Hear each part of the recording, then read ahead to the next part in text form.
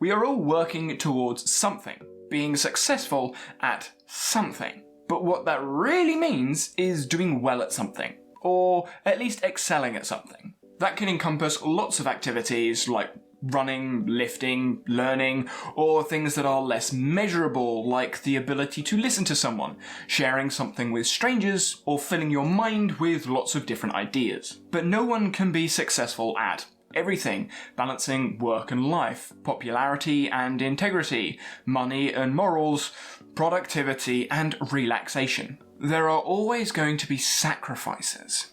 Hard work and a bit of luck is where traditional success comes from, but when you look at children playing sport, for example, you would think the ones that train hard would be the ones that get the match time. Now, that is true, but the time they are born in the academic year, so whether at the beginning or the end, actually has a massive impact as to their success in sport.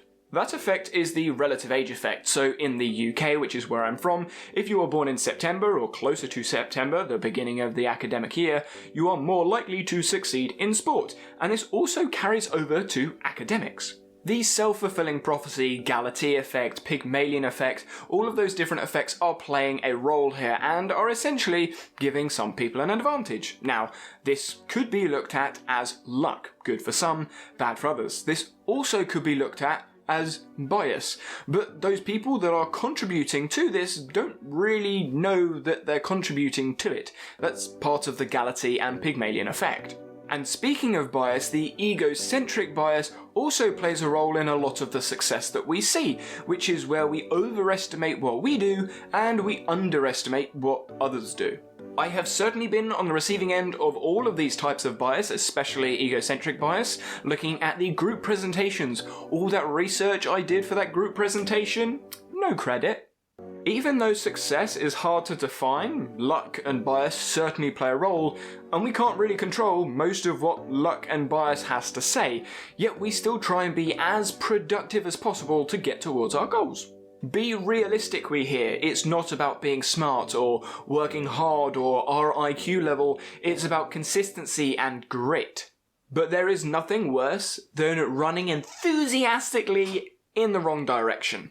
During lockdown, many of us had thoughts and maybe even gave ourselves some expectations of writing a novel, writing a book, starting our own business, or maybe even sorting our lives out. Completely unrealistic expectations for some of us. But the world became even more obsessed with self-improvement, self-development, and productivity. Have a growth mindset, work hard on something, get good at something, focus on one thing, push yourself physically and mentally, serve others, deliver value to others. But at the end of the day, most of us want to hit our goals, which is the results where our effort is aimed at. Now, that can take a lot of time, and success sometimes isn't something we can really get, or the success we're looking for isn't achievable right now. The thing is, success can be found daily, just get stuff done. But that's not what we think success is. Most of us think success is big houses, fancy cars, lots of money, fame, status, or influence. You see, sport has played a massive role in my life, and when I was younger, I hated losing. Hated losing. And it was down to the conditions that I was put under. Losing was bad. Getting things wrong was bad. Failure was bad. Avoid it at all costs. So I learnt that losing was bad and success was winning. So what I did, eventually I learned my lesson. And I challenged someone that I lost, and when I lost, I just asked to play again, and again, and again, and again, until I won. Sorry, Nan, but I just played until they gave up. But these expectations I'd built up as a child, expecting people to just keep going or give me more chances until I win, was completely unrealistic, but hey, I was a kid. But what that did is that rooted in me the idea that success is winning. And that's not true. Unfortunately, there is no redo button in life. That would be really handy. But the idea of daily success it doesn't really mean much to me. Getting stuff done doesn't mean that much to me. And there are loads of negative emotions that affect us and potentially affect our productivity as well. Take anxiety as an example. I was scared to meet new people. I was scared to push myself into different environments. I was scared to challenge myself. But I don't want to get rid of anxiety completely because, well, horror movies would be pointless, roller coasters again would be pointless, and when there is a natural disaster, I wouldn't be nervous because I don't feel anxiety. Anger is another example. When you're angry or you get frustrated at something, you give up, you throw in the towel, or you just can't focus on whatever it is that you're trying to do because you're so focused on your anger instead. Certainly felt that one, but anger on the other side of things actually helps us to be more creative. And it doesn't have to be our anger. We can use other people's anger to solve their problems or find solutions to their issues. Guilt, narcissistic traits, psychopathy, all of which have pros and cons that are actually helpful in society and culture, but there is a balance to be struck to actually get us moving forwards and being productive. If you are running enthusiastically in the wrong direction, that anger can certainly build up, and living with built up anger is not healthy, and the same can be said for anxiety, guilt, etc. Emotions play a huge role in what we can do mentally and physically. We have all felt lazy and not done anything, and we've also done the opposite and overdone our work and then needed to take a break. That pressure to be productive, maximizing time, is often directed at us. Us improving ourselves, self-improvement, self-development, personal growth. It all kind of makes our productivity environment. We're trying to turn ourselves into a load of narcissists. Some people brag about not getting any sleep or working all the time, the hustle culture, but that doesn't really help the people around you and your community. You sort of forget life is more than just you. I went through this stage at university and I'm still coming out the other end of it, but I was so focused on my own learning, focused on my own research, that my coaching sessions became studies. The players suddenly became guinea pigs, and I was more focused on, okay, if I say this, how is this player and that player going to react? And it was more about testing my theories than actually putting theory to practice. I was so focused on learning theory that practical application was just massively being hindered. When you look at some of the happiest countries in the world, work-life balance, experiential learning, those things are at the top of the priority of not just individuals, but the culture. The whole society looks at work-life balance and experiential learning rather than theory. Living in the learning rather than forcing the learning on the person, which is what I think we do in our productivity culture. We force learning on us because we think we need to learn, we need to grow, so we bring learning in, we bring more environments into learn, not necessarily a bad thing, but we overdo it. We force ourselves to learn rather than just learning in the environment we're in.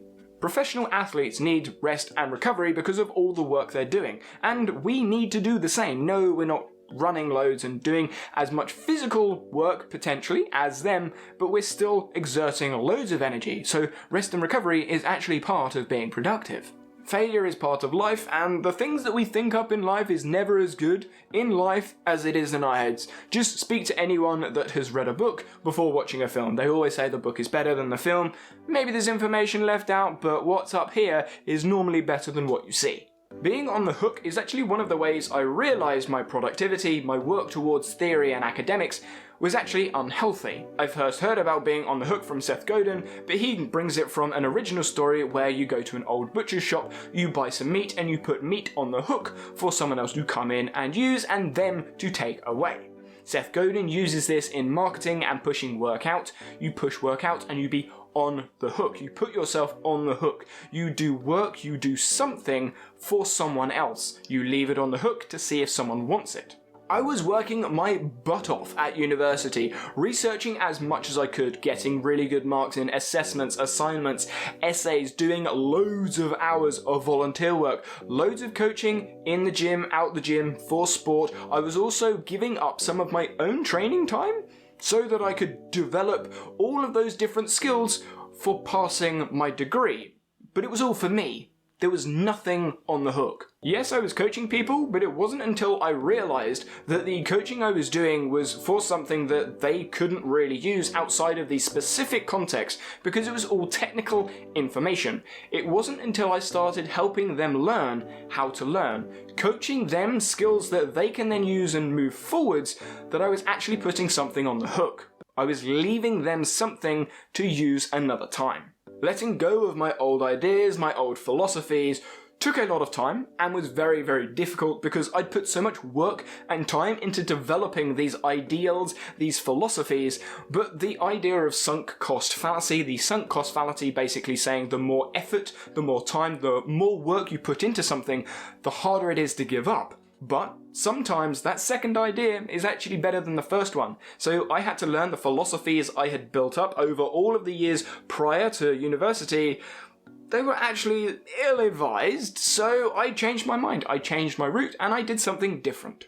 My coaching style changed, my philosophy changed, and many of the different things that I've learned, not only in sport, but in personal development, personal growth, and in life in general has come from sporting coaches, one of them being John Wooden, and I actually use his definition of success when I'm looking at any sort of success in my life. And it goes like this. Success is peace of mind attained only through self-satisfaction in knowing you made the effort to do the best of which you are capable. Now, I don't want to deconstruct this definition. John Wooden has done loads of work and published lots of stuff about his definition, but small differences get magnified. And this is something he's spoken about quite a few times, and it is present all over the place. When you look at education, that 1 mark you needed to pass the test to get to university, or 1 mark to get the grade, to get the classification, to get the job you wanted, that 1 mark is so small, such a small difference that has massive impacts. And it's the same going all the way back to the relative age effect. You could have been born a couple days later, and instead of being born at the end of an academic year giving you a disadvantage, you'll be born at the beginning of an academic year giving you an advantage. So, mum, just hold on or push out depending on which side you are. Now, instead of magnifying those small differences of those people that have succeeded, I choose to amplify the potential, irrespective of those small differences.